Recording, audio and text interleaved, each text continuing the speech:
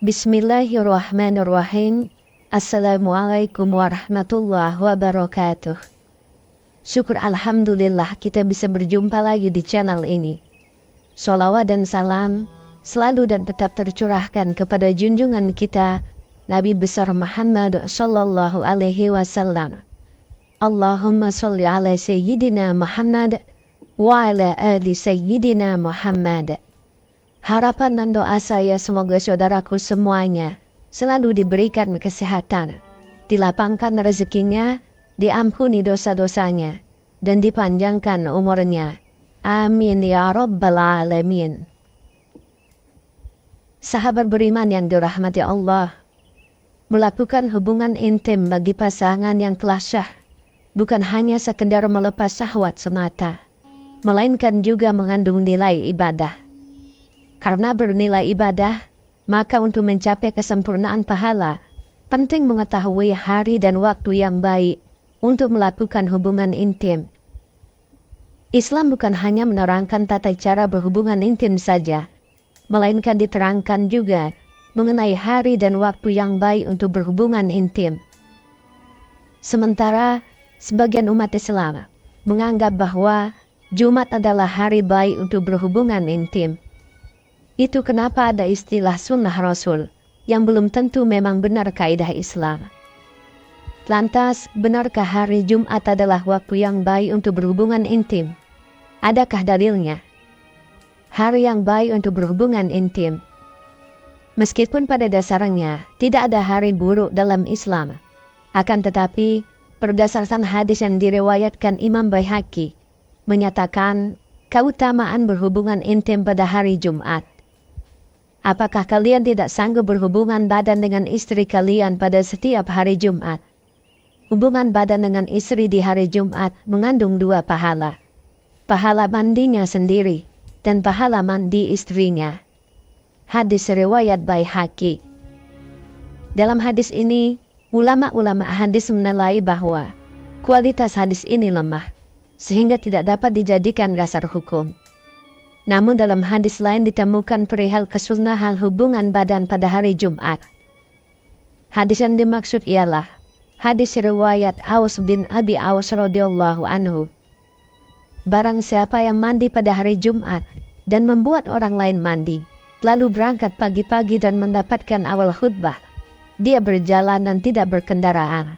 Dia mendekat ke imam, dia lalu berkonsentrasi mendengarkan khutbah, maka setiap langkah kakinya dinilai sebagaimana pahala amalnya setahun.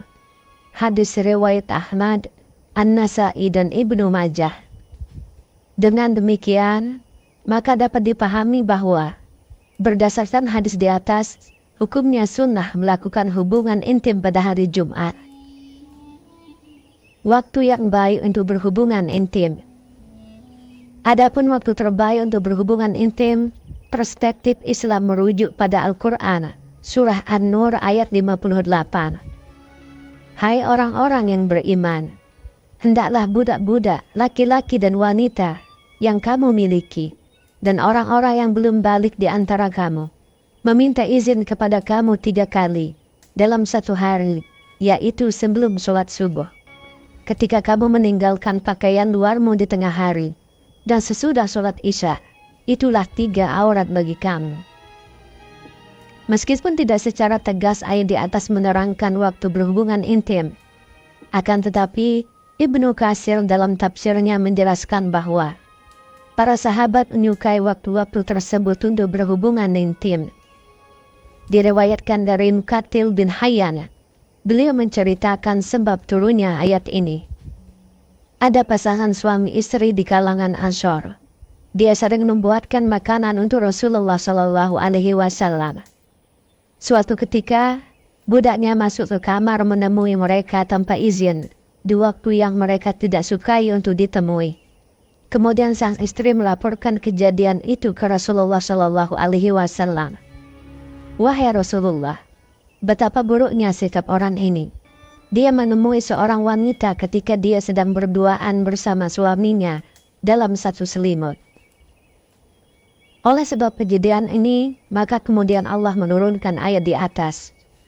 Ayat tersebut maksudnya ialah bahwa anak yang belum balik atau budak yang tinggal bersama tuannya untuk tidak masuk ke kamar pribadi orang tuanya atau kamar tuannya pada 3 waktu khusus tanpa izin. 3 waktu itu Allah sebut sebagai waktu aurat, karena umumnya mereka sedang membuka aurat di 3 waktu itu. Kebiasaan yang dicontohkan Rasulullah SAW.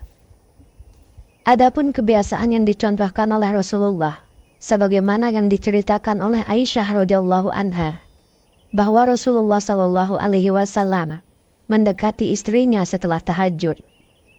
Hal ini berdasarkan cerita Al-Aswad bin Yazid ketika bertanya kepada Aisyah tentang kebiasaan sholat malam Rasulullah. Aisyah menerangkan, Rasulullah SAW tidur di awal malam, kemudian bangun tahajud. Jika sudah memasuki waktu sahur, beliau sholat witir, kemudian kembali ke tempat tidur. Jika beliau ada keinginan, beliau mendatangi istrinya. Apabila beliau mendengar azan, beliau langsung bangun. Jika dalam kondisi junub, beliau mandi besar.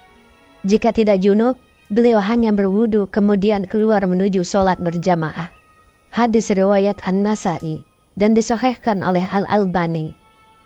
Sahabat beriman yang dirahmati Allah, atas dasar tersebut, sebagian ulama menganjurkan agar berhubungan intim sebaiknya dilakukan di akhir malam, setelah tahajud atau sebelum masuk waktu sholat subuh. Wallahu a'lam bishawab. Demikian yang bisa saya bagikan. Semoga bermanfaat untuk kita semua. Amin ya rabbal alamin. Assalamualaikum warahmatullahi wabarakatuh.